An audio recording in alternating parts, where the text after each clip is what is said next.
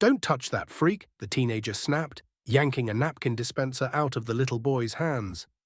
The diner fell into a hushed silence. The boy, maybe 7, maybe 8, looked up, stunned. His tiny fingers clutched a crayon drawing he'd been working on at the table. "I said don't touch," the teen shouted again, this time slapping the boy hard enough for the child to tumble off the booth. Gasps erupted. A waitress dropped her tray. No one moved, until the door creaked. From the back, a man stood. Slowly, deliberately. Black coat, leather gloves, the kind of man who didn't belong in a sunny Sunday diner. He didn't shout, he didn't rush. He walked, measured, heavy. The teenager's smirk froze mid-laugh. The man didn't speak. He simply knelt beside the boy, lifted him gently, checked his cheek, then whispered something no one could hear. The boy nodded once. The man stood, turned, and looked straight at the teen who had slapped his son. "Apologize," he said. Calm, cold. The teen scoffed. "What are you going to do, old man?" His buddies chuckled behind him, hyped on adrenaline. One pulled out a phone to film, another leaned back in the booth, trying to act tough. But none of them noticed what the waitress did, how the man's posture changed, how his hand subtly gestured toward the window where a black SUV had pulled up. Tinted windows, engine still running. The man stepped forward. "You laid a hand on my son," he said quietly, "in front of witnesses, in front of me." His voice didn't rise, but it sucked the warmth out of the room. "You don't know what line you crossed." The teen rolled his eyes. "Whatever, dude.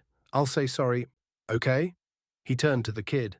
"Sorry, brat." He laughed again. "Happy now?" The man's jaw clenched, not from rage, but from restraint. Because that man was Vincenzo Morelli, East Coast syndicate legend, a ghost with a criminal file so blacked out, even federal agents whispered his name. He'd retired years ago, vanished into quiet, legitimate businesses. No more blood, no more war, just pancakes on Sundays with his boy. But today someone reached into his quiet life and touched what he valued most. And in his world, that meant only one thing. A message had to be sent. Vincenzo turned toward the counter. "Everyone," he said, "take your meals, on me, and leave. Now." No threats, just truth. Chairs scraped, wallets stayed in pockets. The waitress grabbed her purse. The cook disappeared out the back. In under 60 seconds, the diner was empty. Except for the boy, the bully, his crew, and Vincenzo. He walked toward the teenager, who now looked far less confident. "Do you know who I am?" Vincenzo asked. "I don't care," the teen muttered. "You will." Vincenzo reached into his coat.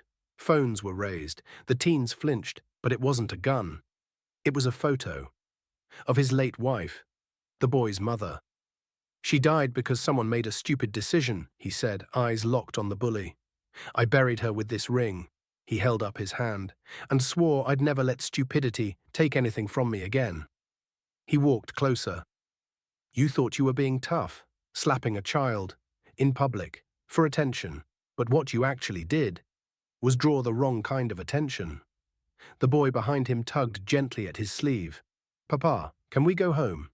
Vincenzo turned, smiled. "Soon, figlio mio. One more thing first." He faced the teen again. "You have a choice," he said. "Apologize with sincerity, or live with the consequences, but know this.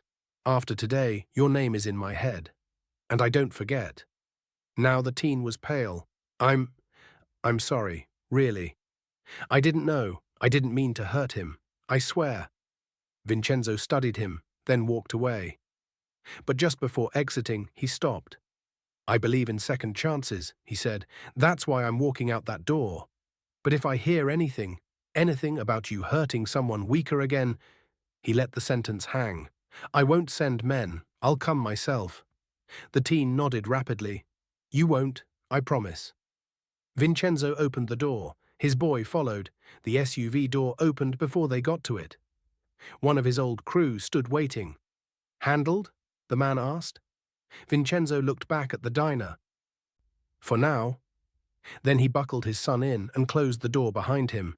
As they pulled away, the teen sat shaking in the empty booth, surrounded by half-eaten meals and the ghost of something he couldn't quite explain. It's easy to feel powerful when no one stands in your way.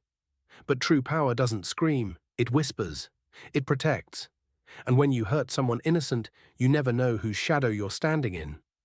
The bully slapped a child thinking no one would stop him, but that child had a guardian built from fire and legend. Some mistakes you survive, some you don't dare repeat. Before we end this story, let us know in the comment where are you watching from. If this story moved you, don't forget to like this video, leave a comment, and subscribe for more powerful stories like this one. You never know. The next one might just change your life.